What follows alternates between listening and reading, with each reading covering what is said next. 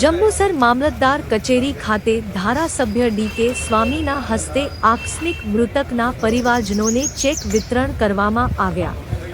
પ્રાપ્ત વિગતો અનુસાર 150 વિધાનસભાના માનનીય ધારાસભ્ય ડી.કે. સ્વામીના થાક પ્રયત્નથી જંબુસર તાલુકાના મગણાદ ગામ પાસે અકસ્માતમાં મરણ પામેલ 8 વ્યક્તિઓના વારસદારોને તેમજ વેડજ ખાતે વીજ કરંટ લાગવાથી મરણ પામેલ કાજલબેનના પરિવારજનોને તેમજ કોરા ગામમાં વરસાદના પાણીમાં ડૂબી જવાથી મરણ પામેલના પરિવારજનોને તેમજ જંબુસર શહેર ખાતે વીજ કરંટથી મરણ પામેલ ના પરિવારજનોને મુખ્યમંત્રી રાહત ફંડ માંથી મંજૂર કરવામાં આવેલ આર્થિક સહાય પેટે 4 લાખની સહાયના ચેક 150 વિધાનસભાના ધારાસભ્ય શ્રી ડી.કે. સ્વામીના તે જંબુસર મામલતદાર કચેરી ખાતે મૃતકના પરિવારજનોને આપવામાં આવ્યા।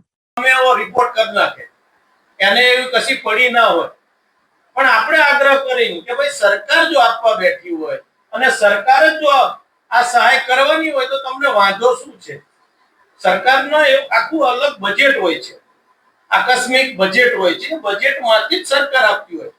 એટલું યાદ રાખવું, સરકાર ક્યારે નેગેટિવ વિચારતી ઘણીવાર અધિકારીઓ ઉપર આખો આ પ્રશ્ન બનતો હોય છે, પણ જ્યારે પણ અધિકારીઓએ બધાએ સારું મદદ કરી, સંગઠને આપ લોકોએ સારી મદદ કરી, બધાએ સાથે રહ્યા, બધાએ પોઝિટિવ વાત કરી એટલે સરકારે પણ આને ધ્યાનમાં લઈ અને હજી બીજા 3 સરકારના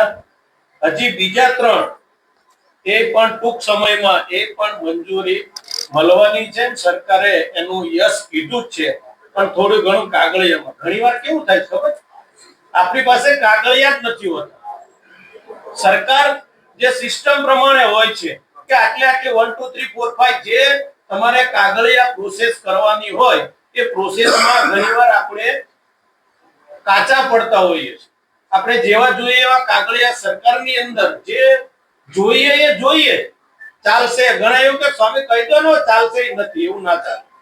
જે સરકારને જે તે સમયે જે યોજનાનો કે જે સહાયમાં જે વસ્તુ જોઈએ એ જોઈએ।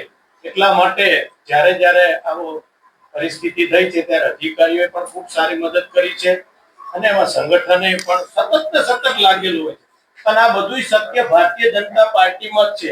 એટલું આપણે મગજમાં કે ભારતીય જનતા પાર્ટીનો કાર્યકર, ભારતીય જનતા પાર્ટીનું સંગઠન સતત રાત દિવસ કંઈક ને કંઈક યોજના હોય, કંઈક ને કંઈક કાર્યો હોય, કંઈક પ્રસંગ હોય તો બધા જ સાથે મળીને જોડાતા હોય છે અને એની અંદર સામેલ થતા હોય છે, જેના ફળ સ્વરૂપે આપણને એની અંદર સફળતા મળતી હોય છે।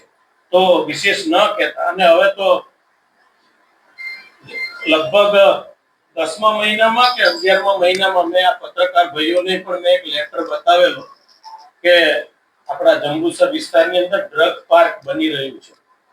આવનાર દિવસોમાં અત્યારે કેમ દહેજ ધમધમી રહ્યું છે એવી રીતે આપણા વિસ્તારની અંદર પણ સારા જે ઉદ્યોગો છે આવી રહ્યા છે, એમાં સરકારે આપણને 512 કરોડ સૌથી વધારે ઉદ્યોગમાં 512 કરોડ હજી બની રહ્યું છે એની અંદર આપણને મદદ કરી છે। તો હું સરકારને પણ આપ સૌ વતી હું આભાર વ્યક્ત કરું છું। આપણે એક એરપોર્ટ પણ માંગ્યું છે, આ કદાચ અતિશયોક્તિ લાગશે પણ મને લાગે છે કે 10-15 વર્ષની અંદર આપણા વિસ્તારની અંદર એરપોર્ટ પણ નાનું એવું આવશે અને આમાં આપણો પાછળની પેઢી જે નવી આવી રહી છે એ બધી ડિજિટલ આવી રહી છે, એટલે આપણે એવું ના સમજવું કે પ્લેનમાં ક્યારે બેસશું, આપણે નહીં તો આપણો પાછળની પેઢી પણ એની અંદર સફર કરશે, એની અંદર ધંધો કરશે, એની અંદર એનો વેપાર કરશે, જેથી કરીને આ વિસ્તારની અંદર પણ એક બહુ સારી રીતે એની બીજું હમણાં કારેલી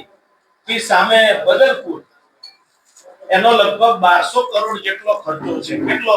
1200 કરોડ સરકારે આપણને યશ હમણાં કીધું છે અને એનું અત્યારે સર્વે આજની તારીખે અત્યારે સર્વે એનું લગભગ 4 કરોડ જેટલી રકમ સરકારે સર્વેમાં ફાળવી છે અને ફક્ત આ આવતા મહિને એનું સર્વે પૂરું થાય છે અને એ પણ આપણને મંજૂરી મળવાની છે, ત્યાંથી અહીંયા આપણો મેળ ના પડે તો સામે જતું રહેવાનું, સામે વાળાને મેળ ના પડે તો આ બાજુ આવતું રહેવાનું.